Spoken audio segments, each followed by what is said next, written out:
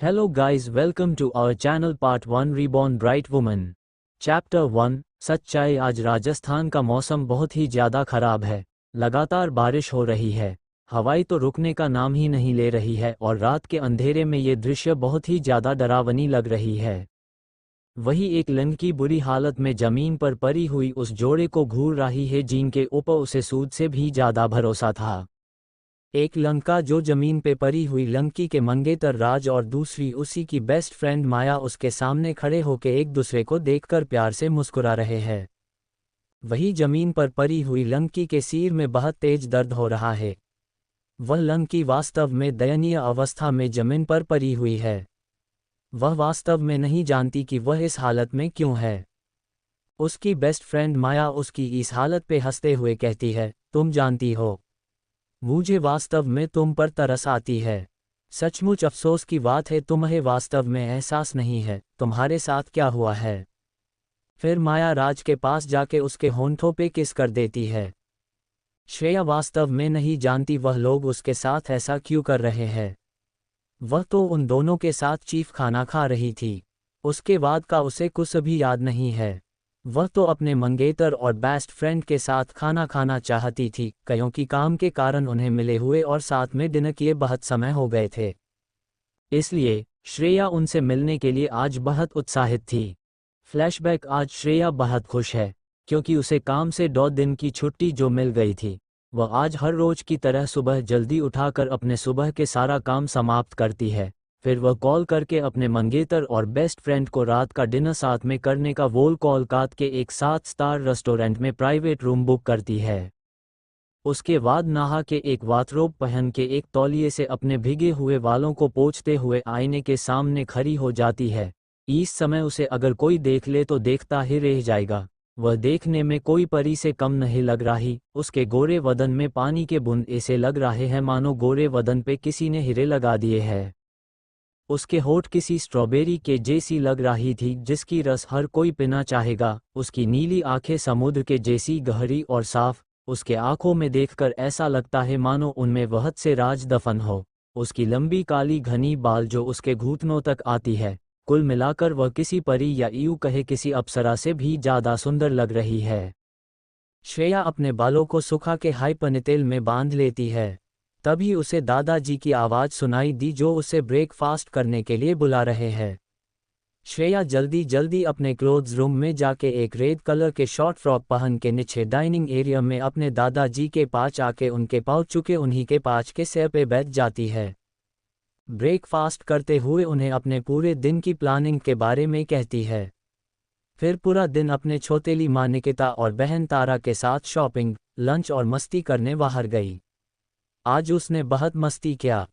फिर शाम के वक्त उसने एक सिल्क साड़ी, कान में झुमका, हाथों पे छुरी, मेकअप के नाम पे माथे में बिंदी, होंठों पे लिपस्टिक, आंखों में काजल लगा के अपने मंगेतर और दोस्त से मिलने चली जाती है।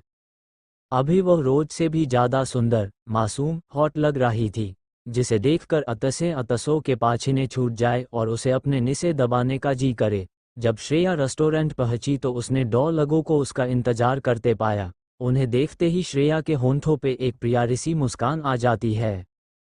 वही उसे ऐसे देखकर तो राज की हालत ही खराब होने लग जाती है। उसका तो मन हो रहा था श्रेया को अभी वहां से ले जाके विस्तार पर अपने नीचे दबा के उसके जिस्म के हर एक अंग विशेष तौर पर उसके गुलाबी होंठों के सारे रस पी ले। जिसे देख माया का तो श्रेया का कत्लेआम करने का मन हो रहा था, फिर भी चेहरे पर एक मुस्कान लिए वही राज के पास खड़ी थी। श्रेया उनके पास आके दोनों को हाक कर लेती है। वही श्रेया जब राज को हाक करती है तो माया को बहुत जलन होती है। माया का तो मन कर रहा था श्रेया को राज से दूर कर एक जोर का चाता लगा के जमीन पर धकेल दे, पर बेचारी अभी तो फिलहाल वह कुछ नहीं कर सकती। इसलिए वह अपनी मुट्ठी बांध के राज और श्रेया को घूरे जा रही है। जिसे देख ना चाहते हुए भी राज श्रेया को सूद से थोड़ा दूर कर देता है। फिर तीनों अपने प्राइवेट रूम में जाके अपने अपने पसंदीदा खाना ऑर्डर करके एक दूसरे से बातें करने लगते हैं। कुछ समय बाद खाना आ जाता है तो तीनों खाना खाने लग जाते हैं। फिर माया वॉशरूम जाने का कह के रूम से बाहर चली जाती है। रूम के अंदर अब वश श्रेया और राज ही थे तो राज पीछे से श्रेया को अपनी बाहों में भर लेता है। फिर श्रेया को खुद के तरफ घुमा उसके नर्म होंठों पर अपने सख्त होंठ रख के किस करने लग जाता है। वहीं दूसरी तरफ माया वॉशरूम से बाहर आके एक बेटर को रेड वाइन लाने को कह के उसके कान में कुछ कहती है और उसे थोड़ा पैसा दे देती है। फिर वो प्राइवेट रूम में वापस आ जाती है। पर जब वह रूम में आई तो उसने राज और श्रेया को किस करते हुए देख लिया। उन दोनों पे उसे बहुत गुस्सा आ रहा था, लेकिन वो कुछ नहीं कर चाहती, इसलिए उसने अपने गुस्से को थोड़ा कंट्रोल करके खांसने का नाटक किया। जब उन दोनों को रूम में किसी और का प्रेजेंस महसूस हुआ तो दोनों ही जल्दी से एक दूसरे से दूर होकर आवाज के तरफ देखते हैं तो माया एक बेटर के साथ खड़ी उन्हीं के तरफ मुस्कुरा के देख रही थी। माया को देख राज तो टेंशन में आ जाता है, वही श्रेया तो शर्मा के मारे लाल हो जाती है। माया बेटर को रूम से बाहर भेज के सुध ट्रे लेके उनके पास आती है और उन दोनों को एक एक गिलास दे देती है, साथ ही सुध भी एक गिलास उठा लेती है। Flashback and present time. वह ये सब सोच रही थी कि तभी उसे राज श्रेया के मंगेतर की आवाज सुनाई दी। राज माया से कहती है, अभी उसके साथ इतना बात करने का क्या फ़ायदा, कोई ज़रूरत नहीं उसके साथ इतनी बात करने की। ऐसे भी उसके चेहरे को देखते हुए ऐसा लगता है कि उसे अभी तक हमारे बारे में कुछ नहीं पता। चैप्टर 2 श्रेया के दर्द। अब तक जब उन दोनों को रूम में किसी और का प्रेजेंस महसूस हुआ तो दोनों ही जल्दी से एक दूसरे से दूर होकर आवाज के तरफ देखते हैं तो माया एक बेटर के साथ खड़ी उन्हीं के तरफ मुस्कुरा के देख रही थी। माया को देख राज तो टेंशन में आ जाता है, वही श्रेया तो शर्मा के मारे लाल हो जाती है। माया बेटर को रूम से बाहर भेज के सुध ट्रे लेके उनके पास आती है और उन दोनों को एक एक गिलास दे देती है, साथ ही सुध भी एक गिलास उठा लेती है। Flashback and present time. वह ये सब सोच रही थी कि तभी उसे राज श्रेया के मंगेतर की आवाज़ सुनाई दी। राज माया से कहती है, अभी उसके साथ इतना बात करने का क्या फ़ायदा, कोई ज़रूरत नहीं उसके साथ इतनी बात करने की। ऐसे भी उसके चेहरे को देखते हुए ऐसा लगता है कि उसे अभी तक हमारे बारे में कुछ नहीं पता। अब आगे राज के बातों पे माया मुस्कुरा के श्रेया के तरफ देखकर कहती है, चूंकि हम उसे ख़त्म करने वाले हैं इसलिए उसे ये हक है जानना कि हम उसे मार क्यों रहे हैं। ये बोलते हुए माया राज को देखकर मुस्कुरा देती है। फिर माया श्रेया के पास आके एक जोर का चाता मार के श्रेया के बालों को पीछे की ओर जोर से सिंचती है, जिससे श्रेया के फेस ऊपर की ओर हो जाती है, जिसे माया नफरत और घिन भरी नज़रों से देखती है। फिर एक अपमान करने की लहजे में बोली, श्रेया डार्लिंग, दिलराज और मैं हम दोनों बहुत जल्द शादी करने जा रहे हैं। अपने बेस्ट फ्रेंड के मुख से ऐसी बात सुन के श्रेया जम सी जाती है और उसकी आंखें बड़ी हो जाती है। वो तो अपनी हैरान नज़रों से सिर्फ अपने प्यार अपने मंगेतर राज को ही देखे जा रही है, यूँ कहे कि वह उसे सिर्फ घूरे जा रही है। श्रेया दुख और दर्द भरी आवाज से उन दोनों से पूछती है, तुम दोनों का इससे क्या मतलब है, क्या तुम दोनों शादी कर रहे हो। उसके इस सवाल से राज और माया दोनों एक दूसरे को देखकर मुस्कुराने लगते हैं। उनको ऐसे देखकर श्रेया को अपने दिल में बहुत तेज दर्द का अनुभव हो रहा था, मानो कोई उसके दिल पे चाकू से मार रहा हो। फिर अभी वह उन दोनों विश्वासघाती को घूर रही थी। फिर जब उसे और रहा नहीं गया तो उसने उन दोनों से पूछ लिया, क्यों तुम श्रेया अपनी बात पूरी भी नहीं कर पाती उससे पहले ही उसके गाल पर एक जोर का तमाशा आके लगती है, जिसके कारण श्रेया के होंठों के कोनों से थोड़ा खून निकलता है और उसे चक्कर भी आने लगता है। उसे तो समझ ही नहीं आया कि अबे अबे उसके साथ ये हुआ क्या। पर जब उसे इसका एहसास हुआ तो वह माया को गुस्से से ऐसे घूरने लगी मानो वह माया को अपने आंखों से ही मार डालेगी। एक पल के लिए तो माया श्रेया के आंखें देखकर डर से कांप उठी और 2 कदम पीछे चली गई। पर फिर जब उसे एहसास हुआ कि वह क्या कर रही है तो उसे सूद के ऊपर बहुत गुस्सा आने लगा। फिर माया 2 कदम आगे आके श्रेया के बाल पिसे की ओर जोर से खींचती है, जिससे श्रेया के सिर में तेज दर्द होने लगती है, जिस कारण से श्रेया के मुख से तेज चीख निकल जाती है। वही ये सब देखकर राज मुस्कुरा रहा था। फिर माया गुस्से से बोली, क्योंकि वह तुमसे नहीं मुझसे प्यार करता है। ये बोलने के बाद माया घमंड से बोली, ओ माय डियर श्रेया, तुम कितनी भोली है, तुम्हें बुद्धू बनाना कितना आसान है ना। जैसे किसी छोटे बच्चे को कैंडी देकर बुद्धू बनाना। हम लोगों को छाछ में लगा नहीं था तुम इतनी जल्दी हमरे जाल में फंस जाओगी। मुझे तो लगा था हमें और मेहनत करनी पड़ेगी, फिर माया और राज दोनों साथ में जोर जोर से हंसने लगते हैं। हंसते हंसते ही माया श्रेया के बाल फिर से जोर से खींचती है, जिसमें श्रेया की फिर से चिक निकल जाती है। Loudly crying, loudly crying, loudly crying, loudly crying. Shreya के दर्द और आंसू भरे चेहरे को देखकर माया सैटिस्फाइड होकर नफरत भरी आवाज में बोली, तुम तो बस एक सीढ़ी हो जिसके जरिए हमें तुम्हारी सारे पैसे और तुम्हारे के ड्रॉप के 20% 20% से भी राज और मुझे मिल जाएगी।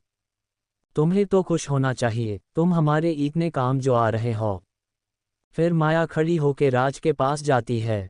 माया के पास आते ही राज ने अपने पॉकेट से एक रुमाल निकालकर माया के दोनों हाथ प्यार से पोंछ देता है, जैसे तो श्रेया को छूने से माया के हाथ में बैक्टीरिया लग गई हो। लेकिन ऐसे करते समय वह बहुत सावधान होता है। श्रेया ने कभी नहीं सोचा कि राज अपना ऐसा रूप भी दिखा सकता है। उनको ऐसे देखकर वह सूद से ही पूछती है क्यों। फिर सूद ही बोली, वह मुझसे नहीं माया से प्यार करता है। उसे तो ये सब एक बुरे सपने जैसा लग रहा है। जैसे वह अभी जागेगी और सब पहले जैसा हो जाएगा। पर सच्चाई तो ये थी कि वह कोई सपना नहीं देख रही। तभी माया बोली, ज़्यादा मत सोचो क्योंकि इसके बाद तुम कभी जीवित नहीं रहोगी। क्या? श्रेया सोच में पड़ गई। वह सूद से ही बोली, क्या वे लोग मुझे मारना चाहते हैं?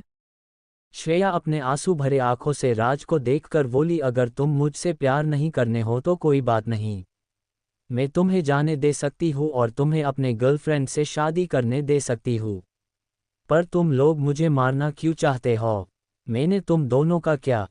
तभी श्रेया के बात पूरी होने से पहले ही माया बोली, ओह श्रेया, तुम्हें अभी तक समझ नहीं आया। तुम्हारे मरने से बहुत से लोग खुश होंगे। तुम्हारे अपने चाचा, चाची, चचेरे भाई, सौतेली माँ, यहाँ तक कि तुम्हारी अपनी बहन भी तुम्हें मरा हुआ देखना चाहते हैं। वैसे भी हम जो चाहते हैं उसे पाने के लिए तुम सिर्फ हमारे लिए एक बाधा ही हो। श्रेया तो बस हैरानी के मारे उन्हें देखे जा रही थी। Open mouth face, open mouth face, open mouth face, open mouth face, astonished face, astonished face.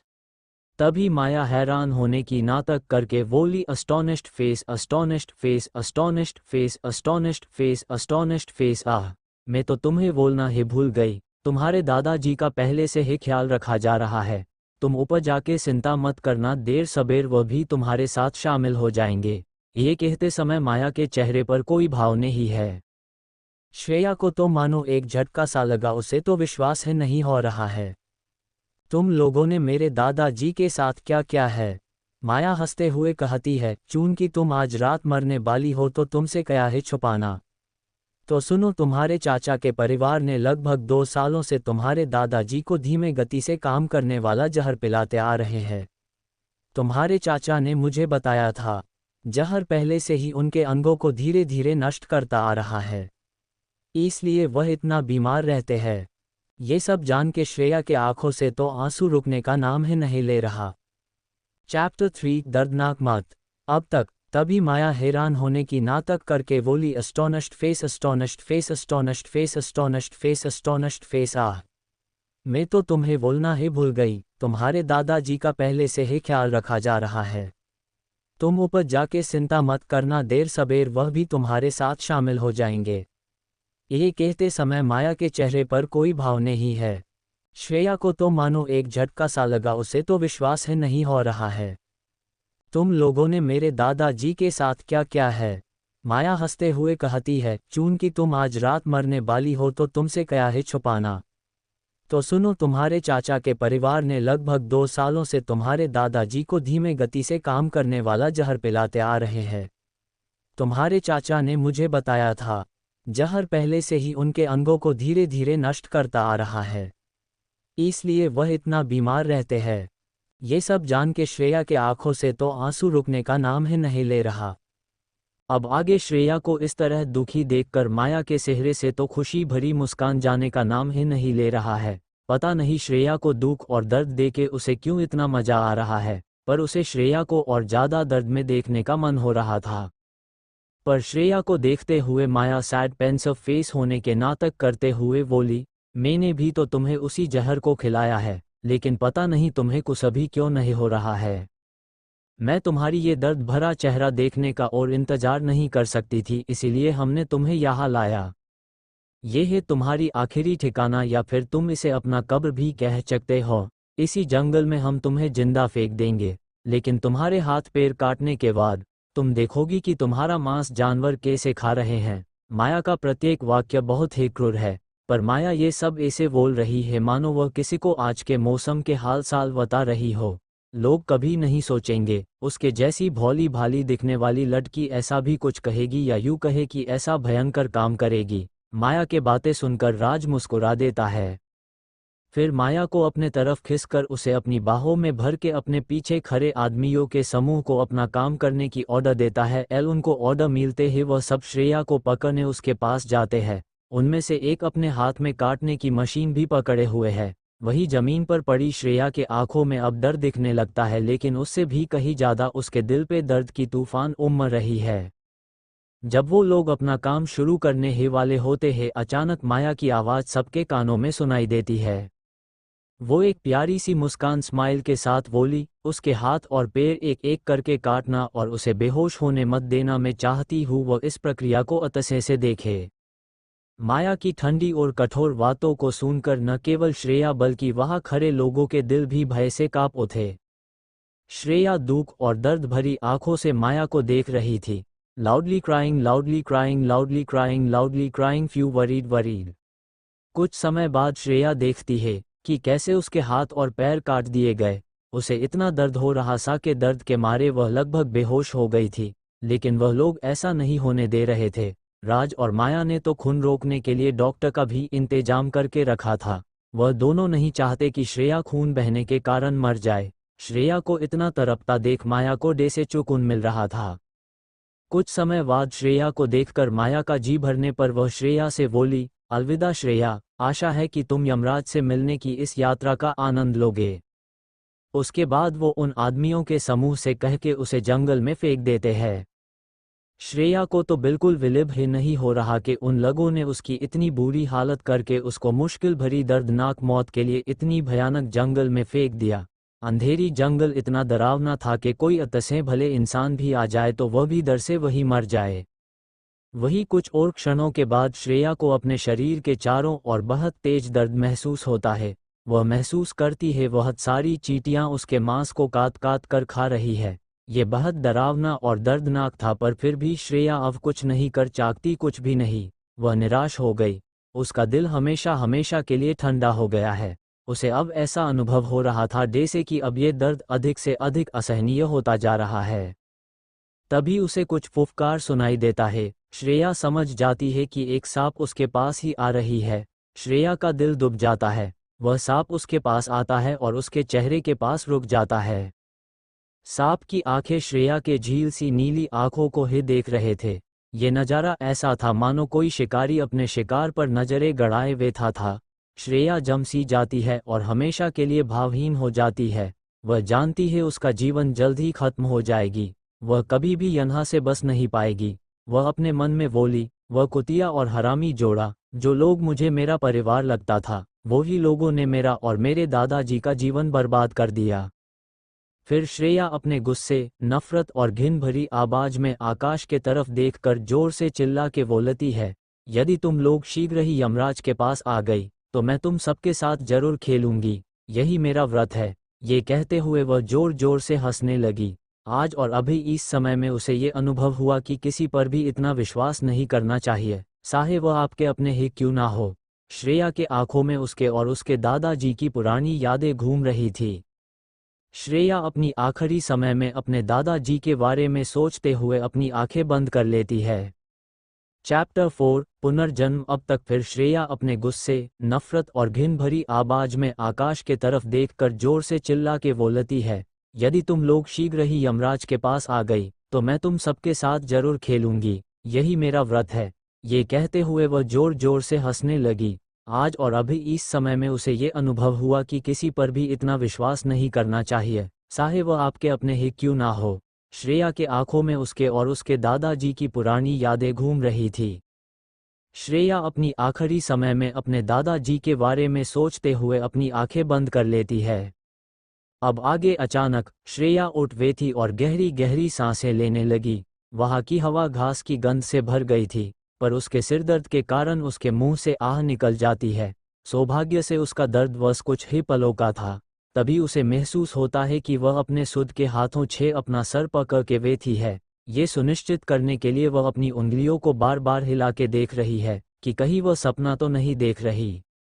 जब उसे विश्वास हुआ कि यह कोई सपना नहीं है, तब उसके आंखों से नदी के तरह आंसू बहने लगे। उसने देखा कि उसके पैर भी सही सलामत है, इसे किसी ने भी नहीं काटा। पर तभी उसे कुछ अलग सा एहसास होने लगता है। उसे काफ़ी देर मशक्कत करने के बाद आखिरकार घुटन के एहसास से राहत मिलती है। उसने चारों ओर देखा और खुद को एक विशाल लॉन पर पाया। वो ये सब देख के अपने सोच में पड़ जाती है। कोल्ड स्वेट उसे कुछ भी समझ में नहीं आ रही थी। श्रेया अपने डर भरे आंखों से अपने चारों तरफ देखने लग जाती है। Rushed face, fearful face. वह देखती है लॉन में टेबल, कुर्सियां और सोफे, यहाँ तक कि हर जगह फूल, भोजन और शराब भी रखे हुए थे। कई युवा फॉर्मल ड्रेस में शराब पी रहे थे और गपशप कर रहे थे। ऐसा लग रहा था कि वे कोई पार्टी कर रहे हैं। दूसरी ओर श्रेया ने हल्के पीले रंग की पंख वाली लंबी पोशाक पहनी हुई थी। वह वहां सोफे के सामने खड़ी होकर सबको बेवकूफ की तरह देख रही थी। उसके आसपास के कई लोगों ने हंगामा सुन के उसे तिरस्कारपूर्वक देखा। श्रेया ने स्थिति को न समझते हुए अपनी आंखें मली, क्योंकि उसे तो कुछ भी समझ में ही नहीं आ रहा था और उसे अभी भी थोड़ा चक्कर जैसा महसूस हो रहा था। तारा ने चिंतित होकर पूछा, रिलीव्ड फेस, दीदी, आप अभी भी इस तरह के अवसर के लिए अभ्यस्त नहीं हैं, है ना? श्रेया ने आवाज के स्रोत की ओर देखा। वह हत्यारा जिसने अभी अभी उसकी और उसके दादाजी की हत्यारों के साथ मिलीभगत की थी, अब शराब का गिलास हाथ में लिए मुस्कुरा स्माइल रही थी और उसे ही दे रही थी। श्रेया की आंखें गुस्से, डर और नफरत से चमक उठी और उसका चेहरा भावहीन हो गया। Angry pouting look of triumph. Tara ने श्रेया के अजीब व्यवहार पर ध्यान नहीं दिया। वह मुस्कुराई और उसे सांत्वना दी, ठीक है दीदी, हमें पता है आपको ये सब पार्टी वगैरह और भीड़-भाड़ पसंद नहीं है। आपको तो हमेशा सबसे दूर शांत जगह पर अकेले रहना पसंद है, इसलिए शायद आपको यहाँ सबके साथ घुलने मिलने में थोड़ा प्रॉब्लम हो रही है।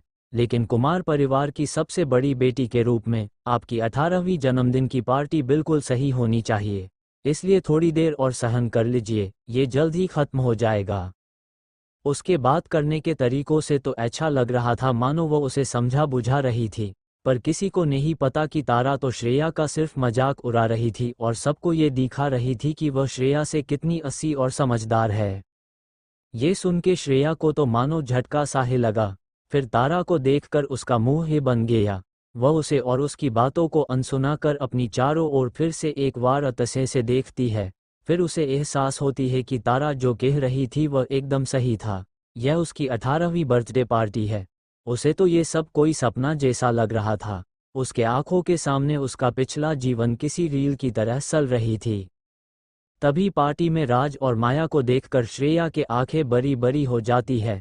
उन्हें देखते ही श्रेया के आंखों में बेपरवाह नफरत और घिन नजर आने लगी थी। उसे याद आया कि उसके पिछले जीवन में भी उसके कुमार परिवार ने उसके जन्मदिन की भव्य पार्टी रखी थी। यह वही पार्टी थी जिसके बाद से उसके पिछले जीवन में उसके दुखद भाग्य की शुरुआत हुई थी। क्राइंग फ्यू, क्योंकि इस पार्टी में उसका अपहरण कर लिया गया था। पाउटिंग, और जब उसे अपहरणकर्ताओं के बीच से बसा लिया गया तब वह काफी ज्यादा घायल थी। उसे देखकर सबको लग रहा था कि उसके साथ उन लोगों ने जबरदस्ती की हो, पर ऐसा कुछ भी नहीं हुआ था। फिर भी किसी को उसके ऊपर भरोसा नहीं हुआ। इसके उलट सभी तो उसके बदनामी ही करने लगे। उस समय ये सब देख और सुन के उसे बहुत दुख हुआ था। उसने तो अपना खाना पीना भी छोड़ दिया और उसके अपने रूम में खुद को बंद कर लिया था। उसे डर था कहीं फिर से उसे लोगों के ताने और नफरत ना सहना पड़े। उस समय उसके दादाजी ही अकेले उसके साथ कंधे से कंधे मिलाकर खड़े थे। चैप्टर 5, 2 बंधक। अब तक यह वही पार्टी थी जिसके बाद से उसके पिछले जीवन में उसके दुखद भाग्य की शुरुआत हुई थी। क्राइंग फ्यू, क्योंकि इस पार्टी में उसका अपहरण कर लिया गया था। पाउटिंग, और जब उसे अपहरणकर्ताओं के बीच से बसा लिया गया तब वह काफी ज्यादा घायल थी। उसे देखकर सबको लग रहा था कि उसके साथ उन लोगों ने जबरदस्ती की हो, पर ऐसा कुछ भी नहीं हुआ था। फिर भी किसी को उसके ऊपर भरोसा नहीं हुआ। इसके उलट सभी तो उसके बदनामी ही करने लगे। उस समय ये सब देख और सुन के उसे बहुत दुख हुआ था। उसने तो अपना खाना पीना भी छोड़ दिया और उसके अपने रूम में सुध को बंद कर लिया था। उसे डर था कहीं फिर से उसे लोगों के ताने और नफरत ना सहना पड़े। उस समय उसके दादाजी ही अकेले उसके साथ कंधे से कंधे मिलाकर खड़े थे। अब आगे श्रेया उन तीनों को वही शोर के उपने ही सयालों में खोते हुए ही आगे बढ़ गई। तभी वह किसी अनजान लड़के के साथ टकरा गई। जब वह गिरने ही वाली थी कि तभी वही अनजान लड़के ने उसे अपने हाथों से थाम लिया और उसे अच्छी तरह से खड़े होने में मदद की। उसी समय पूरी पार्टी में गोलियों की आवाजें गूंजने लगी। भागो, यहाँ एक अपराधी है! चीख पुकार के साथ घटनास्थल पर मौजूद भीड़ सभी दिशाओं में भागने लगी। हालांकि श्रेया को अपने पिछली जन्म के अपहरण की घटना का गहरी छाप थी, लेकिन उसे ये पता नहीं था कि उसका अपहरण इन लोगों ने कैसे किया था। उसे बस इतना याद था कि जब वह डर के मारे दूसरों के साथ भाग रही थी तो किसी ने उसकी लंबी स्कर्ट पर अपने पैर रख दिए थे, लेकिन जब वह उसको देखने के लिए अपने सर घुमाने लगी तो उसे ऐसा लगा कि किसी ने उसके सर पर कुछ भारी सी चीज से मारा हो। उसे अपने सर पे बहुत दर्द महसूस हुआ और उसे थोड़ी थोड़ी चक्कर भी आने लगा। फिर वह बेहोश हो गई। इस बार वह इस बड़ी त्रासदी सूद के साथ कभी दोहराने नहीं देना चाहती थी। उस अपहरणकर्ता को देखते हुए जो लगातार उसके करीब आता जा रहा था, श्रेया ने जल्दी से अपनी ड्रेस ठीक किए और साथ में अपनी ऊंची एड़ी के जूतों को उतार के वहां से भागने की तैयारी कर रही थी। उसी समय जब श्रेया वहां से भागने वाली थी कि तभी तारा ने अचानक उसका हाथ पकड़ के कहने लगी, दीदी, मुझे बहुत डर लग रहा है। तुम मुझे यहाँ ऐसे अकेले छोड़ के मत जाओ, प्लीज दीदी। उसकी ऐसी हरकत से श्रेया उसी जगह जम सी गई थी। उसे जब तक होश आई तब तक अपहरणकर्ता उन दोनों के सामने आ चुका था। इससे पहले कि श्रेया कुछ प्रतिक्रिया दे पाती, उससे पहले ही तारा जो उसके बगल में थी वह चिल्लाने लगी। फिर उसने श्रेया को अपहरणकर्ता के तरफ धक्का देके वहां से जल्दी जल्दी मुड़ी और भागने लगी। उसने तो एक बार भी पीछे मुड़ के श्रेया को देखा तक नहीं। पाउटिंग। इधर श्रेया तो तारा के धक्के से अपना संतुलन खो बैठी और अपहरणकर्ता की दिशा में गिर पड़ी। फिर उसने देखा कि उसकी सौतेली मां निकिता घबराहट में भागते हुए तारा को गले से लगा लिया और वहां से भाग गई।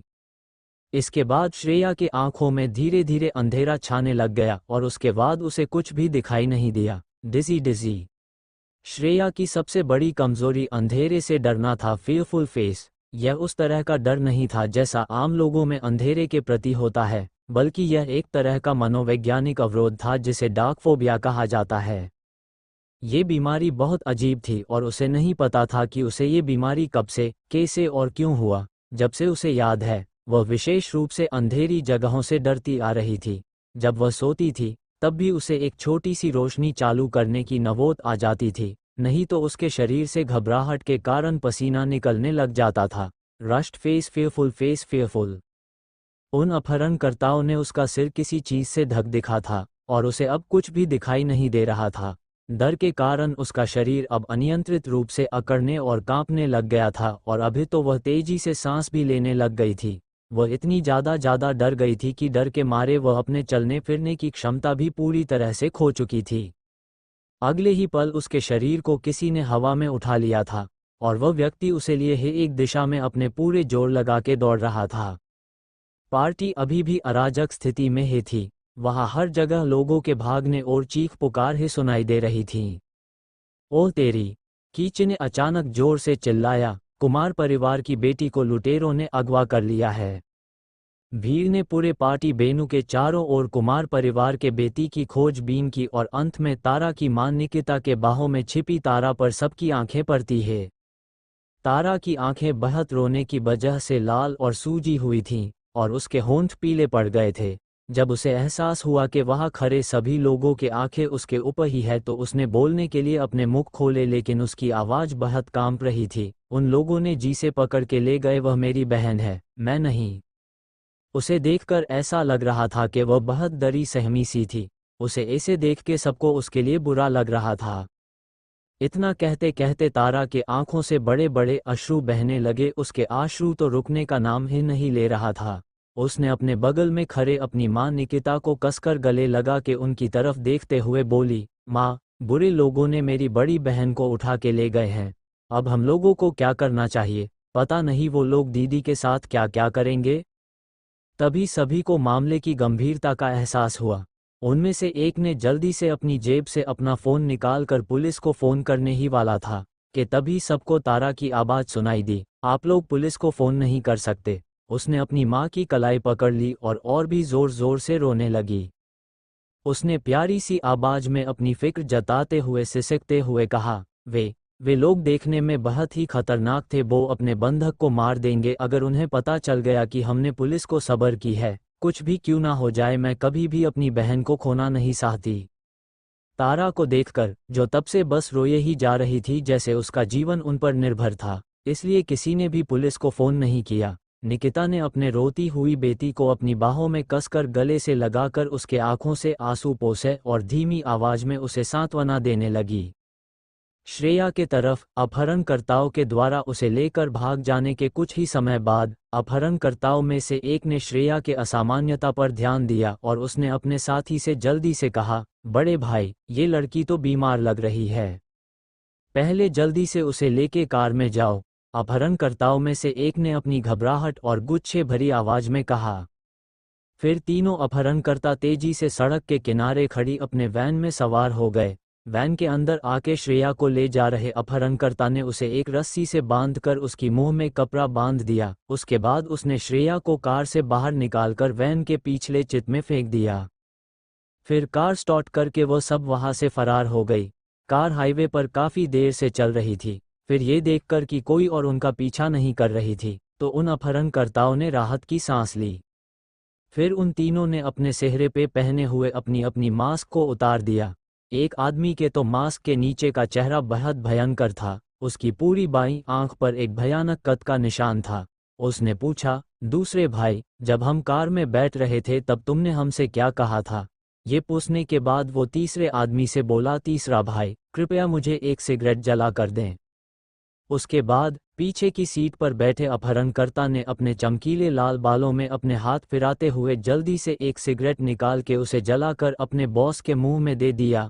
वही सामने वाली पैसेंजर सीट पर बैठे अपहरणकर्ता ने श्रेया की ओर देखा। पहले तो श्रेया की सांसें तेज चल रही थीं, मानो किसी भी क्षण वह बेहोश हो सकती है, लेकिन अब ऐसा लग रहा है कि अभी वह ठीक हो गई है। फिर उसने अपने लीडर की ओर देख के बोला, बॉस, पहले जब मैंने उसे देखा तब उसकी हालत ठीक नहीं दिख रही थी, पर अब वह दिखने में पूरी तरह से ठीक लग रही है। ये सुन के लीडर अपने आदमी से बोला, ये लड़कियां भी कितनी नाजुक हैं, तुम दोनों इन पर अतसे से नजर रखना। हम तीनों भाइयों की दौलत इन्हीं दो बंधकों के भरोसे है। जख्मी चेहरे वाले आदमी ने कहा। दो बंधक? उनके बात सुनकर श्रेया सोच में पड़ गई। कार के पीछे उसके साथ कोई और भी था। इसका मतलब इन लोगों ने उसके साथ साथ किसी और को भी अपहरण करके लाई है। श्रेया ने झटके से अपनी भौहें ऊपर उठा लीं। चैप्टर 6 कान। अब तक फिर उसने अपने लीडर की ओर देख के बोला, बॉस, पहले जब मैंने उसे देखा तब उसकी हालत ठीक नहीं दिख रही थी, पर अब वह दिखने में पूरी तरह से ठीक लग रही है। ये सुन के लीडर अपने आदमी से बोला, ये लड़कियां भी कितनी नाजुक हैं, तुम दोनों इन पर अतसे से नजर रखना। हम तीनों भाइयों की दौलत इन्हीं दो बंधकों के भरोसे है। जख्मी चेहरे वाले आदमी ने कहा। दो बंधक? उनके बात सुनकर श्रेया सोच में पड़ गई। कार के पीछे उसके साथ कोई और भी था। इसका मतलब इन लोगों ने उसके साथ साथ किसी और को भी अपहरण करके लाई है। श्रेया ने झटके से अपनी भौहें ऊपर उठा लीं। अब आगे ये पता चला कि श्रेया बिल्कुल भी बेहोश नहीं हुई थी। ऐसा लगता है इन अपहरणकर्ताओं ने बहुत सारी हिंदी फिल्में देखी थीं। जिस तरह से उन्होंने उसे वहां से बाहर निकाली थी, बिना सख्त प्रशिक्षण के एक हिट से किसी को बेहोश करना इतना भी आसान नहीं था। स्थिति या अपर्याप्त शक्ति में विचलन के साथ ऐसा करना असंभव था। इसलिए उसकी गर्दन में सिर्फ मामूली दर्द के अलावा वह बेहोश नहीं हुई थी। उसे नहीं पता कि यह कैसे हुआ, लेकिन जब उन लोगों ने उसे धके हुए सीच को उसके सर से हटाया तो कुछ रोशनी उसके ऊपर पड़ते ही वह धीरे धीरे शांत हो गई थी। कार के अंदर जोर जोर से आवाज हो रहा था, साथ ही वैन के इंजन की आवाज भी बहुत तेज थी। जब तक वैन के अंदर की आवाज बहुत तेज नहीं हुई, तब तक तीनों अपहरणकर्ताओं को पता नहीं चलता कि श्रेया जाग रही है, क्योंकि उसने चुपके से अपने पैर बाहर फैलाकर आसपास का पता लगाने की कोशिश की, इसलिए वैन के अंदर आवाज हो रही थी। जब वो आसपास पता लगाने की कोशिश कर रही थी तब उसे अचानक ऐसा लगा जैसे उसने किसी चीज को छुआ है। उस सीच का अतसे से पता लगाने की सोच के उसने उसे थोड़ा बल से दबाया, पर वो सीच थोड़ी सी नरम थी। श्रेया जब भागने की कोशिश कर रही थी तब उसने पहले से ही अपनी हाई हील्स को खोल दिया था, और अब जब वह नंगे पैर थी तो उसने फिर से अपने शरीर को हिला के उस चीज़ को अपने पैर से छूने लगी। वह ये पुष्टि कर सकती थी कि यह सीच थोड़ी गर्म और नरम थी। सीच के आकार से वह यह निश्चित कर पा रही थी कि वह जिस सीच को कोई सामान समझकर अपने पैर लगा रही थी वह कोई सामान नहीं बल्कि एक इंसान था। वह आश्वस्त होने के बाद उसने जल्दी से अपना पैर पीछे हटा लिया। श्रेया को अपने पिछले जीवन की अपहरण की घटना याद आने लगी। उसकी स्मृति के अनुसार एक चट्टान से उसका सिर टकराने और बेहोश होने के बाद वह काफी देर तक बेहोश हालत में रही। जब वह फिर से उठी तो वह एक सुदूर पहाड़ी के गांव की कच्ची सड़क के किनारे पर पड़ी हुई थी। उसके आसपास कोई नहीं था, इसके अलावा वह अपहरणकर्ता भी कहीं नजर नहीं आ रहा था, लेकिन उसकी हालत बहुत ही खराब थी। वो जमीन से उठ के चारों तरफ देखती है, फिर धीरे धीरे रास्ते पर एक दिशा के तरफ चलने लग जाती है। वह बहुत समय ऐसे ही चल रही थी, पर फिर भी उसे कहीं पर भी कोई नहीं दिख रहा था। फिर चलते चलते कुछ समय बाद उसे एक आदमी मिला जिसने उसे घर जाने में मदद की, पर जब वह घर पहुंची तो उसे पता चला कि उसके परिवार में से किसी ने भी पुलिस को फ़ोन ही नहीं किया। जब उन सब ने उसे वापस लौटते देखा तो वे सभी पुलिस को बुलाने का नाटक करने लग गए थे, लेकिन उसके पिता रिहान ने उन सभी को मना कर दिया और कहा कि ऐसा घोटाला फैलना नहीं चाहिए। फिर अगले महीने तक श्रेया का जीवन पूरी तरह से बर्बाद हो गया था। सबसे पहले तो उसके कॉलेज की प्रवेश परीक्षा का परिणाम निकला था। वह, जो हमेशा अपनी कक्षा में प्रथम स्थान पर रहती थी, वह स्कूल के छात्रों में निचले 50 नंबर तक गिर गई थी। उसके एडमिशन के लिए लगभग कोई कॉलेज नहीं थे, साथ ही उसके मानसिक परिस्थिति भी कुछ ठीक नहीं था। कुछ दिनों बाद राजस्थान में अचानक उसके बारे में एक अफवाह फैलने लग गई थी। ये कहा गया कि अपहरण के बाद उसने अपहरणकर्ताओं को बहकाया और 3 अपहरणकर्ताओं के साथ सोने के बाद उन लोगों ने उसे खुद घर पर छोड़ के गए थे। इन 2 घटनाओं के कारण श्रेया के जीवन पूरी तरह से बर्बाद हो गया था। वह कितना भी समझाने की कोशिश करे, कोई भी उस पर विश्वास नहीं कर रहा था सिवाय उसके दादाजी के।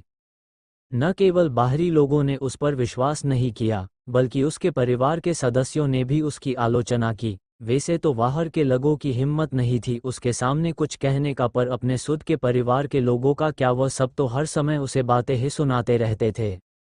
उसके पिता रिहान ने तो यहाँ तक कह दिया कि वह अपने परिवार के लिए अपमानजनक थी और वह कुमार परिवार के नाम की योग्य नहीं थी। यहाँ तक कि उन लोगों ने उसका अपना पारिवारिक उपनाम को भी वापस बदल के असकी माँ के उपनाम नाम में बदल दिया गया और उसे अपने परिवार से निकाल दिया। जब वह अपने सबसे कठिन समय से गुजर रही थी और सबसे अधिक असहाय अवस्था में थी, तो उस समय वह राज ही था जो उसे बचाने के लिए वहां पर आया, और उसने न केवल उसे रहने के लिए जगह दी बल्कि उसे अपना प्यार भी दिया। सुंदर और कोमल स्वभाव के राज ने उसके दिल को छू लिया था। यही वह वजह थी कि उसको उसके प्रति इतनी प्यार और भरोसा था। लेकिन किसने सोचा होगा कि वह सिर्फ उसका इस्तेमाल कर रहा था और उससे झूठ बोल रहा था। इस बारे में सोचते हुए श्रेया की भावनाएं थोड़ी समय के लिए उसके नियंत्रण से बाहर हो गई थी। उसने जल्दी से खुद को शांत और नियंत्रण करने के लिए एक गहरी सांस ली। अब उसे खुद के सिवा किसी और पे कभी भरोसा नहीं है और ना ही वह कभी कर पाएगी। चाहे कुछ भी हो जाए, उसे इस जीवन में इस दलदल से खुद को बचना ना ही होगा।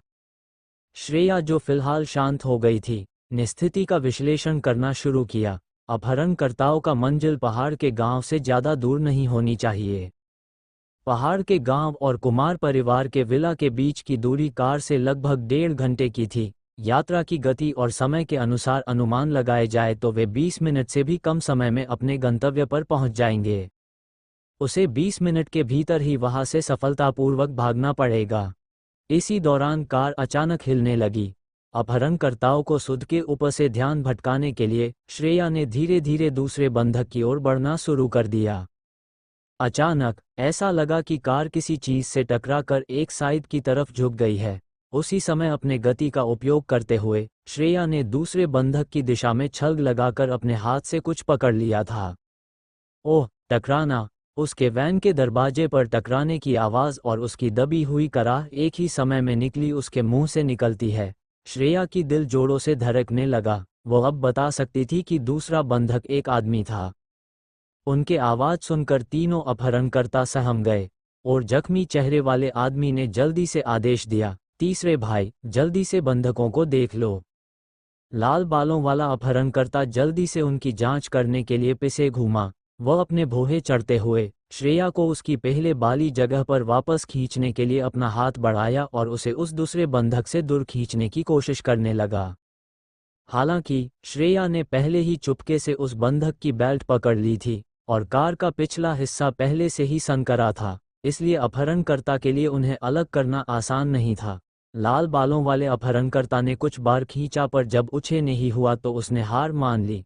उसने अपना सिर घुमाया और अपने लीडर से कहा, चिंता मत करो मालिक, कुछ नहीं हुआ।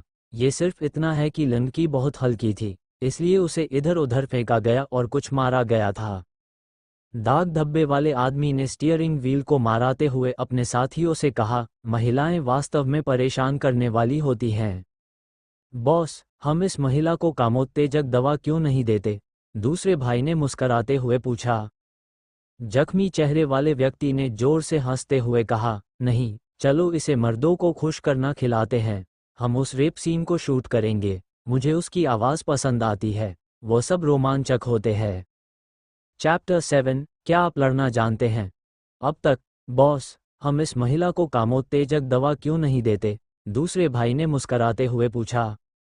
जख्मी चेहरे वाले व्यक्ति ने जोर से हंसते हुए कहा, नहीं, चलो इसे मर्दों को खुश करना खिलाते हैं। हम उस रेप सीन को शूट करेंगे। मुझे उसकी आवाज़ पसंद आती है, वो सब रोमांचक होते हैं। इसके बाद तीनों अपहरणकर्ता एक साथ लच्छेदार हंसी ठिठोली करने लग गए। अब आगे उन तीनों के हंसने के बाद लाल बालों वाले अपहरणकर्ता ने पूछा, बॉस, वह युवती वास्तव में बहुत सुंदर है और उसका उम्र भी कम है। वीडियो शूट करने के बाद हम उसका आनंद क्यों नहीं लेते हैं? जब लीडर ने ये सुना तो वह पीछे मुड़ाकर उसके सिर पर अपने हाथों से मारा। भाड़ में जाओ तुमने इतने लंबे समय तक मेरा पीछा किया है और तुम अभी भी जुदाई के नियमों को नहीं जानते हो। हम अपहरणकर्ता हैं, हमें काम करने के लिए भुगतान किया जाता है और हम कुछ और नहीं कर चलते। यदि तुम महिलाओं के साथ खेलना चाहते हो तो पैसे मिलने के बाद मैं तुमको 18 साल की 2 कुंवारी लड़कियां ढूंढ के दूंगा। लेकिन बड़े भाई, क्या मालिक ने हमें उसकी मासूमियत को बर्बाद करने के लिए नहीं कहा था?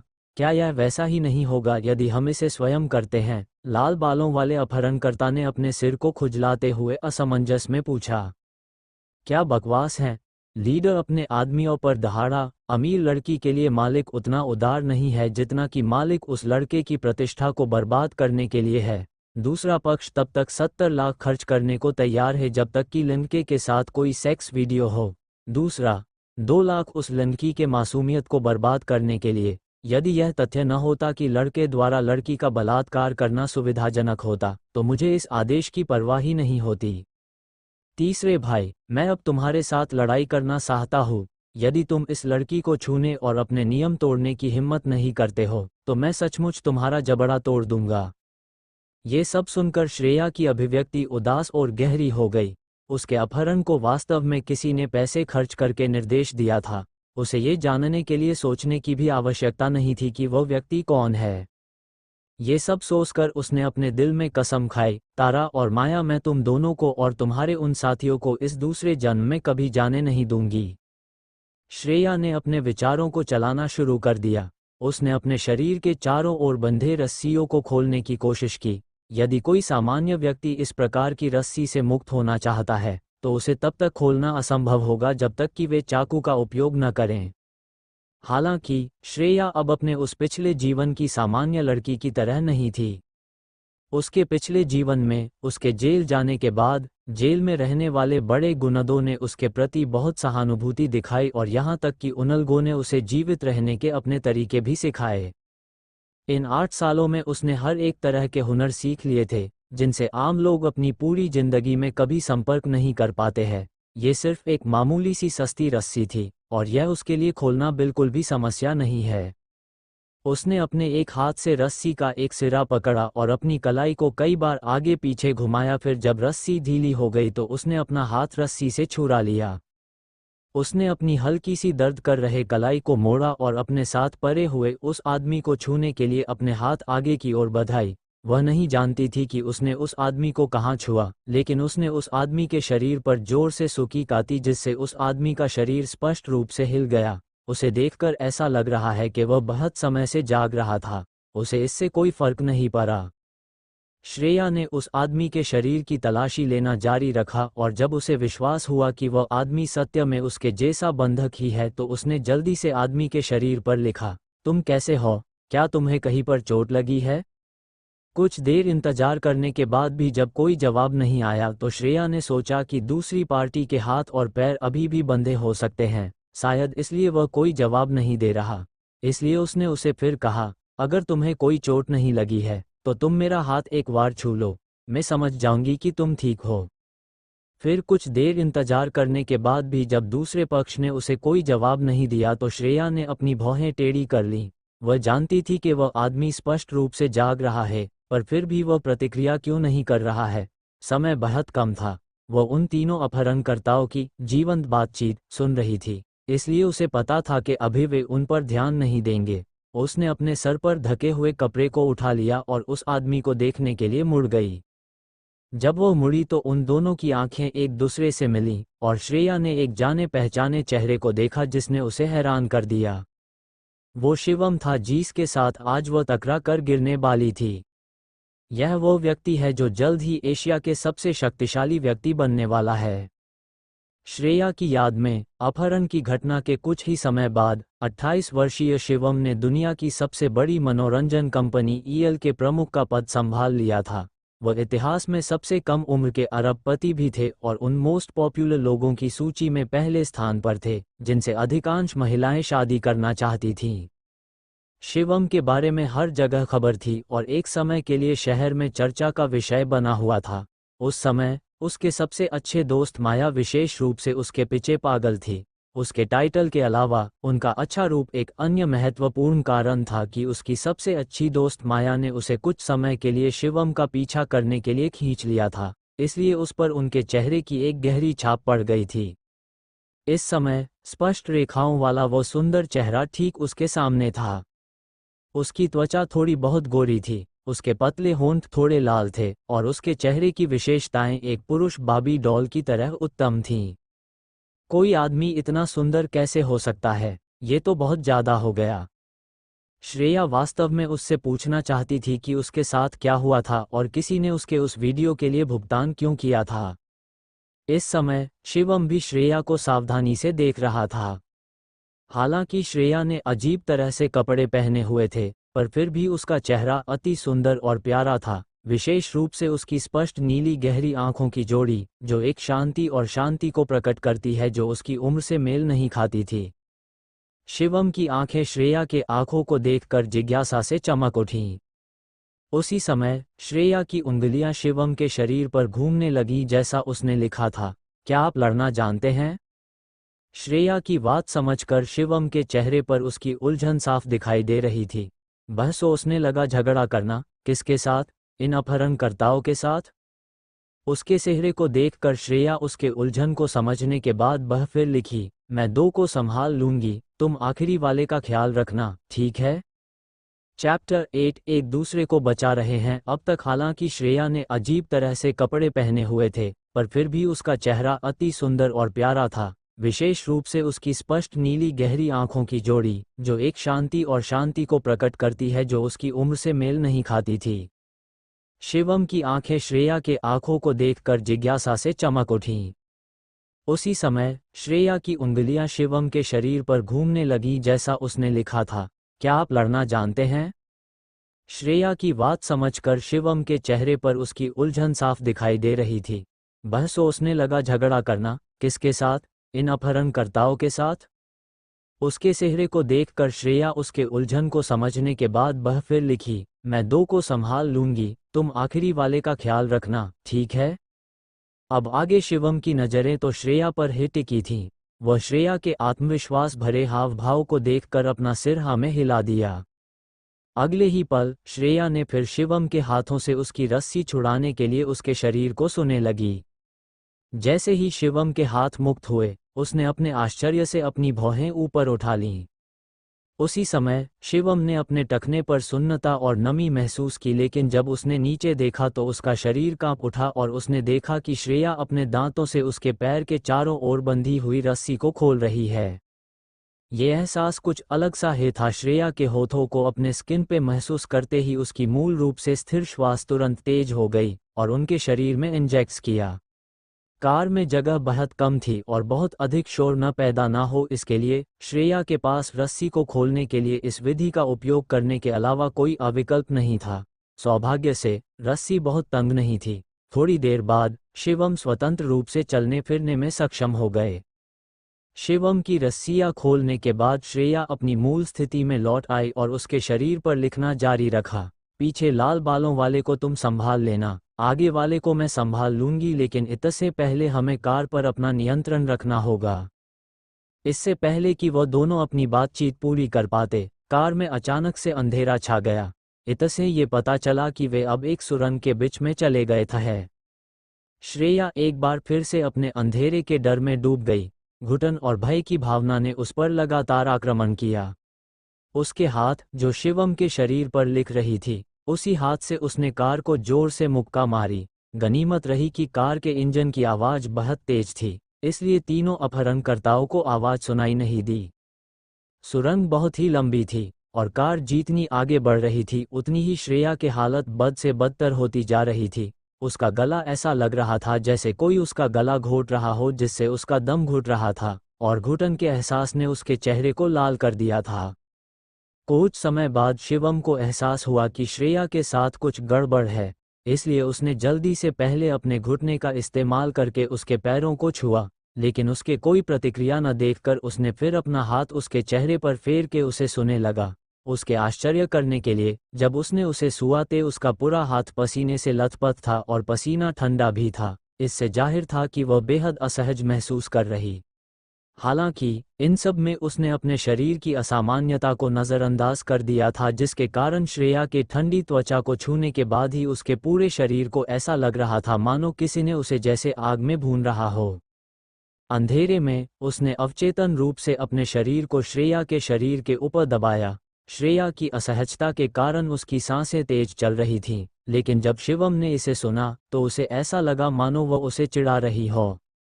उसने अपनी लालच भरी भाव से श्रेया की खुशबू सूंघी, जिससे उसके मन में एक विशेष शरीर की सुगंध फूट पड़ी। इन सब से शिवम की समझदारी धीरे धीरे ध्वस्त होती जा रही थी और उसने श्रेया के होठों को छूने के लिए अपना हाथ आगे बढ़ाया जो थोड़ा गर्म और कोमल थे। तभी श्रेया ने झट से अपनी आंखें खोलीं। भले ही वो अंधेरे में शिवम का चेहरा साफ तौर पर नहीं देख सकती थी, फिर भी वह बता सकती थी कि उसका पूरा शरीर कामेच्छा से भरा हुआ था। वह उससे मुक्त होना चाहती थी, लेकिन उसने पाया कि उसका कमजोर शरीर बिल्कुल विरोध नहीं कर सकता है। शिवम के शरीर से तंबाकू की हल्की गंध चारों ओर फैली हुई थी। दबाव और किस के कारण श्रेया के होंठ सुन्न हो गए थे। उसी समय शिवम ने अचानक अपनी जीभ से उसके होठों को खोला और उसके मुंह में हवा भर दी।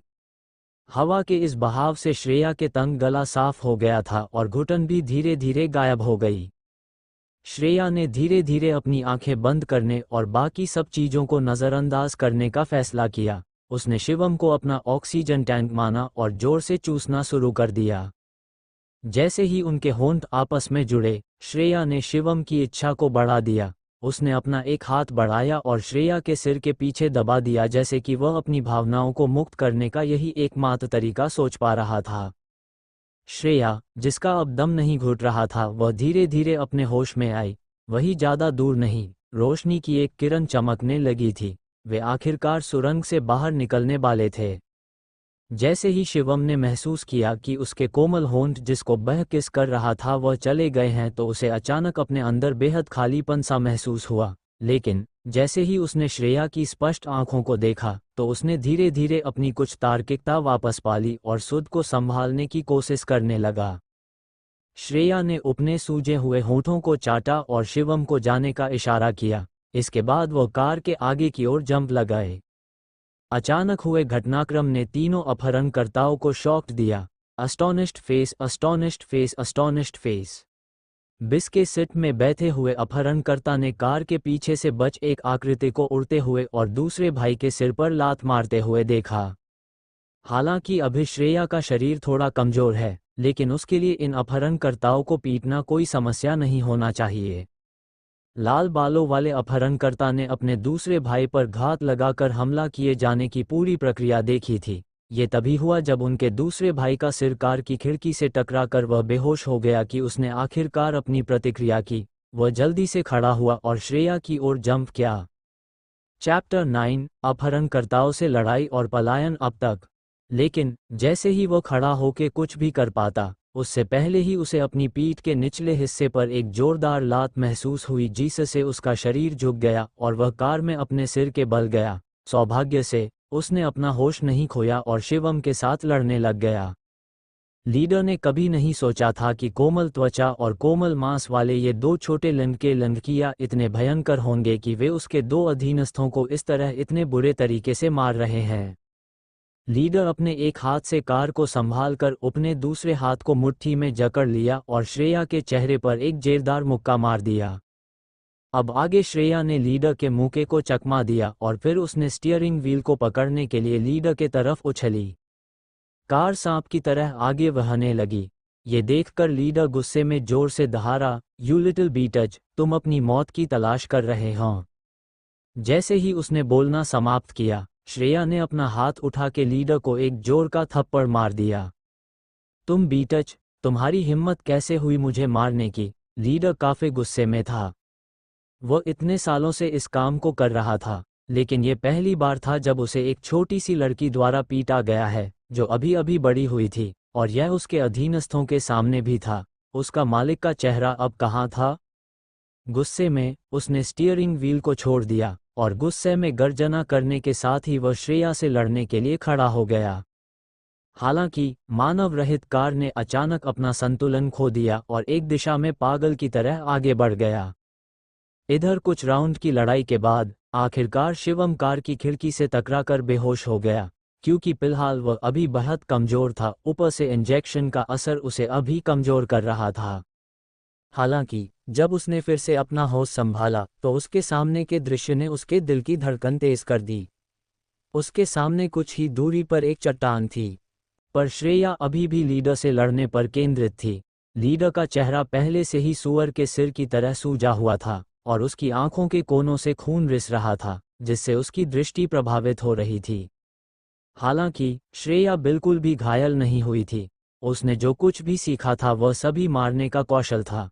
हालांकि उसका वर्तमान शरीर हर चाल से मार नहीं सकता था, फिर भी वह अपने प्रतिद्वंद्वी के महत्वपूर्ण बिंदुओं पर हमला कर सकती थी और उन्हें लड़ने की क्षमता को खोने पर मजबूर कर सकती थी। लीडर के पास एक मजबूत शरीर और ताकत थी, लेकिन उसकी हरकतें कार द्वारा प्रतिबंधित थीं और उसके हाथ और पैर श्रेया की तरह लचीले नहीं थे, इसलिए वह नुकसान में था। अब जब उसका श्रेया के साथ कोई मुकाबला नहीं था, तो उसका दिमाग वास्तव में थोड़ा शांत हो गया। उसे लगा कि उसे कुछ याद आ गया है।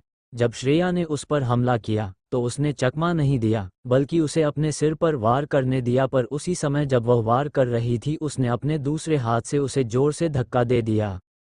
उस धक्के से श्रेया कार के सीट पर जा गिरी। पर जब श्रेया फिर से उठी तो उसने देखा उसके माथे पर लीडर ने एक काली बंदूक दबाई हुई थी। लीडर के हाथ में बंदूक देखकर श्रेया ने उतावलेपन से काम करने की हिम्मत नहीं की, इसलिए लीडर ने उसके चेहरे पर थप्पड़ मारने का मौका लिया, जिससे उसके मुंह से खून निकल आया। "यू लिटिल बीटच, तुम अभी वापस क्यों नहीं लड़ रहे हो? क्या तुम एक अच्छे फाइटर नहीं हो?" लीडर ने कहा और उसके सूजे हुए चेहरे पर एक पागल मुस्कान दिखाई देने लगी। श्रेया ने कुछ नहीं कहा, केवल अपने होठों के कोने से खून पोंछने के लिए अपना हाथ आगे बढ़ाया। अभी लीडर के आंखें बहुत ठंडी थीं क्योंकि उसने जारी रखा, "छोटी लड़की, जब से तुमने मेरा चेहरा देखा है तुम अब और नहीं जी सकते।" जैसे ही उसने ये बात कही, उसकी अभिव्यक्ति धीरे धीरे पागल हो गई और वह ट्रिगर खींचने ही वाला था। उसी समय श्रेया की आंखें चमक उठीं और वह बंदूक पकड़ने के लिए तैयार होकर किनारे की ओर भाग गई। हालांकि जिस क्षण वह आगे बढ़ी, उसे उसके पीछे एक बड़ी ताकत ने खींच लिया गया। तभी गोली चलने की आवाज और धमाका एक साथ हुआ।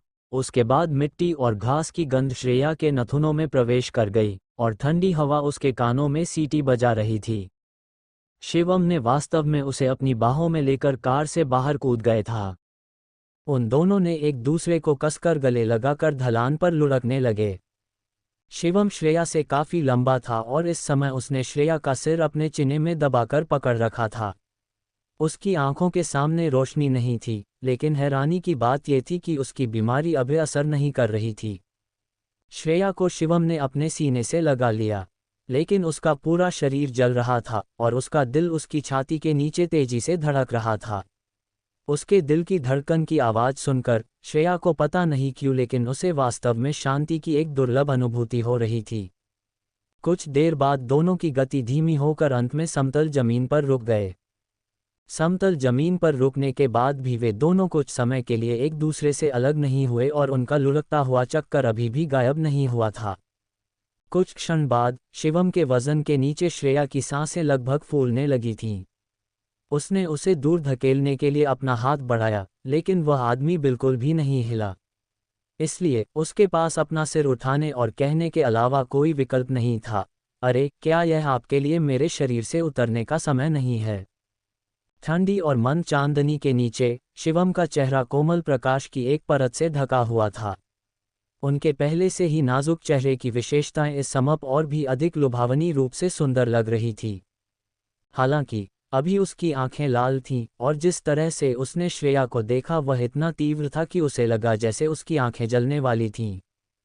भले ही श्रेया का वर्तमान शरीर केवल 18 वर्ष का था, उसने अपने पिछले जन्म में सेक्स का अनुभव किया था और स्वाभाविक रूप से जानती थी कि उसकी निगाहों का क्या मतलब है। कार में पहले जो हुआ वो इस तथ्य के कारण था कि उसे फिर से बीमारी हो गई थी। अब जब वे खतरे से बाहर थे तो उनका इतना पास होना उचित नहीं था। श्रेया की आंखें खुली हुई थीं और उसने घबराते हुए लेकिन डरते हुए कहा, मैं तुम्हें चेतावनी दे रही हूँ, अगर तुमने मुझे छूने की हिम्मत की तो मैं तुम्हें मार डालूंगी और जंगली कुत्तों को खिला दूंगी। ये सुनकर शिवम खुद को हंसने से नहीं रोक सके। ये छोटी लड़की काफी दिलचस्प थी, खासकर उसकी आंखें। वे चमकीली और पानीदार थीं। अभी अभी कार में वह एक अनुभवी हत्यारे की तरह थी, अपराधियों का सामना कर रही थी, यहाँ तक कि उसने बंदूक हड़पने की कोशिश कर रही थी और अब वह एक भयंकर छोटी बिल्ली के बच्चे की तरह थी। वह अभी भयंकर दिखती रही थी लेकिन डराने वाली बिल्कुल भी नहीं लग रही थी। और अंत में वह वास्तव में उस छोटी लड़की को धमका नहीं सकता था जो अभी अभी बड़ी हुई थी। उसने अपनी इच्छा को दबा दिया और श्रेया अपने बाहों से जाने दिया। वह एक तरफ लुढ़क गया और बोला, तुम कृतघ्न छोटी लड़की हो। चैप्टर 10 चोटिल। अब तक ये सुनकर शिवम खुद को हंसने से नहीं रोक सके। ये छोटी लड़की काफी दिलचस्प थी, खासकर उसकी आंखें, वे चमकीली और पानीदार थीं। अभी अभी कार में वह एक अनुभवी हत्यारे की तरह थी, अपराधियों का सामना कर रही थी, यहाँ तक कि उसने बंदूक हड़पने की कोशिश कर रही थी और अब वह एक भयंकर छोटी बिल्ली के बच्चे की तरह थी। वह अभी भयंकर दिखती रही थी लेकिन डराने वाली बिल्कुल भी नहीं लग रही थी। और अंत में वह वास्तव में उस छोटी लड़की को धमका नहीं सकता था जो अभी अभी बड़ी हुई थी। उसने अपनी इच्छा को दबा दिया और श्रेया अपने बाहों से जाने दिया। वह एक तरफ लुढ़क गया और बोला, तुम कृतघ्न छोटी लड़की हो। अब आगे शिवम को सुध के ऊपर से हटाने के बाद श्रेया को राहत की सांस आए, फिर वह अपने अंगों को हिलाने लगी। उसे थोड़ी सी भी चोट नहीं लगी थी, इसीलिए वह जमीन से धीरे धीरे उठ गई। जब श्रेया इधर उधर देख रही थी तो उसने देखा कि वे दोनों अभी पहाड़ों के एक खड्ड में थे। उन्हें अभी राजस्थान छोड़ देना चाहिए था। इस समय आसमान में अंधेरा था और इससे उनकी दृष्टि प्रभावित हो रही थी। वहां आसपास कोई रोशनी नहीं थी, इसलिए कोई गांव नहीं लगा।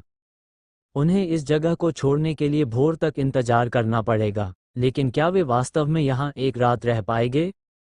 छोटी लड़की, आपको अभी यहाँ से जल्दी जाना चाहिए, शिवम ने बैठते हुए कहा। उसकी आवाज़ धीमी और कर्कश थी, जैसे वो कुछ रोकने की कोशिश कर रहा हो।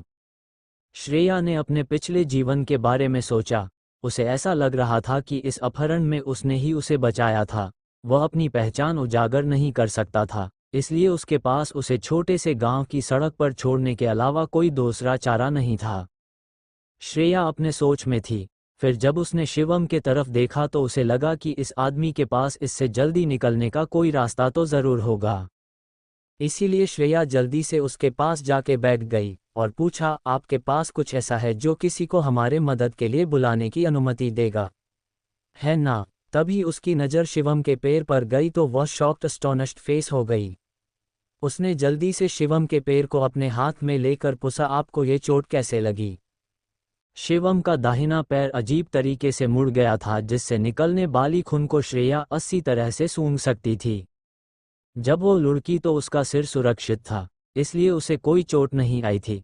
उसे अपने शरीर पर केवल हल्का दर्द महसूस हुआ था, लेकिन शिवम कई जगहों पर घायल हो गया था, खासकर उसका पैर। जब वह कार से बाहर निकला तो उसने सू युआन को अपनी बाहों में ले लिया था और कठिन सड़क पर उतर गया था। ऐसा लग रहा था कि वह किसी चट्टान से टकराकर लुढ़क गया था और तभी उसका पैर भी टूट गया था। शिवम की चोटों की जांच करने के लिए सू युआन ने अपना हाथ बढ़ाया, लेकिन इससे पहले कि वो उसे छू पाती, उसकी कलाई को शिवम ने पकड़ लिया और अपनी गहरी आवाज में कहा, छोटी लड़की, तुम मुझसे दूर ही रहो, अन्यथा मैं गारंटी नहीं दे सकता कि मैं तुम्हारे साथ क्या करूंगा।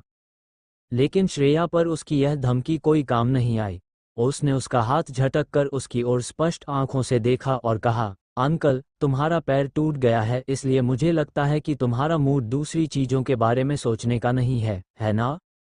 जैसे ही उसने बोलना समाप्त किया, श्रेया ने अपना हाथ शिवम के घायल पैर पर रख दिया। श्रेया के ऐसा करते ही तीव्र दर्द ने उसकी नसों पर चोट की और तुरंत उसके माथे पर पसीने की बूंदें आ गईं। श्रेया सही कह रही थी, उसके सारे विचार गायब हो गए थे और उसके दिमाग में केवल दर्द शब्द भर गया था। श्रेया ने उसके पैर को छुआ और अपने हाथ पर कुछ चिपचिपा महसूस किया। जब उसने अपना हाथ फिर देखा तो उसके हाथ में खून लगा हुआ था। फिर उसने उसके घुटने के नीचे महसूस करने के लिए अपने अंगूठे और तर्जनी के बीच के जाले का इस्तेमाल किया। हर बार जब वो उसे छूती, मोटी का शरीर कांपने लगता। वो जाहिर तौर पर अपना दर्द छिपा रहा था। श्रेया इस समय शिवम से थोड़ी प्रभावित हो गई थी। वो वास्तव में अपना दर्द छुपाने में माहिर था। एक सामान्य व्यक्ति के लिए अपनी हड्डियां टूटने पर दिल से रोना सामान्य बात थी, लेकिन उसने आवाज भी नहीं की। हालांकि भले ही उसने कोई आवाज नहीं की, उसका चेहरा पीला पड़ गया था और वह अभी भी दर्द महसूस कर सकता था। श्रेया ने राहत में अपना सिर हिलाया। उसका चेहरा अभी की तुलना में बहुत अच्छा लग रहा था। शिवम के घायल पैर की जांच करने के बाद सू युआन उठ खड़ी हुई और उसे एक छोटा सा पेड़ मिला। फिर उसने उस पेड़ की कुछ शाखाओं को तोड़ा जो एक बच्चे की कलाई जितनी मोटी थी और एक नुकीला पत्थर उठा लिया। फिर शिवम के पास लौटने से पहले उसने अतिरिक्त पत्तियों और शाखाओं को साफ करने के लिए पत्थर का इस्तेमाल करने लगी। अपने पिछले जीवन सहित शिवम ने पहले ही 3 बार उसकी जान बचाई थी। वह उसे यहाँ अकेला नहीं छोड़ सकती थी। इसके अलावा शिवम के पास अभी भी इस स्थिति से बाहर निकलने का एक रास्ता था, इसलिए चाहे जो भी हो वह उसे अकेला नहीं छोड़ सकती थी। शिवम ने देखा कि श्रेया क्या कर रही थी और उन्होंने अपनी भौहें ऊपर उठा लीं। तुम एक डॉक्टर हो? मैं नहीं हूं। श्रेया का जवाब सीधा था, लेकिन उसके हाथ हिलना बंद नहीं हुआ। उसने पेड़ की शाखा को पकड़ने के लिए अपनी बांह का इस्तेमाल किया और शिवम की पैंट खींचने के लिए आगे बढ़ी। शायद यह इसलिए था क्योंकि वे जीवन और मृत्यु से एक साथ गुजरे थे, इसलिए शिवम ने उसे नहीं रोका। हालांकि वह डॉक्टर नहीं थी, फिर भी उसे उससे कोई दुर्भावना महसूस नहीं हुई। चांदनी के नीचे उसने बिना छुपाए उसके सामने अजीब और रहस्यमयी छोटी लड़की का आकार देख रहा था। श्रेया का ध्यान पूरी तरह से शिवम की टांगों पर था। शिवम की पैंट को खींचते ही उसने अपनी भौहें टेढ़ी कर लीं। जैसा कि एक अमीर आदमी से उम्मीद की जाती है, उसके कपड़े अच्छी गुणवत्ता के होते हैं। उसने उसके पैंट को फाड़ने के लिए बहुत ताकत लगाई, लेकिन फिर भी वे अभी भी बरकरार थे। ये सब देखकर वह भौचक की रह गई। फिर उसने अपना सिर नीचे करके अपने दांतों से उसे फाड़ना शुरू कर दिया। कार में श्रेया ने शिवम के पैरों में लगी रस्सी को कुछ इसी तरह काट दिया था। अभी ये 2 दृश्य ओवरलैप हो रहे थे, जिससे शिवम के पैरों में फिर से सुन्नता फैल गई। दवाओं का असर, जो अभी अभी दर्द से दब गया था, वो अब फिर से उसके शरीर में छटपटा रहा था। उसने अपनी मुट्ठियां भींच के अपनी आंखें बंद की और अपने दांत भींच लिए क्योंकि वह इसे सहन करने की पूरी कोशिश कर रहा था, लेकिन धीरे धीरे उसकी सांसें भारी होती जा रही थीं। शिवम की नसों को झटका लगा और उसके मुंह से धीमी सी सीख निकल गई क्योंकि श्रेया ने उनकी पैंट में एक बड़ा छेद कर दिया था। शिवम के पैर में घाव उसके टखने से थोड़ा ऊपर था। उसकी पैंट के कवर के बिना खून की मोटी गंध निकलने लगी।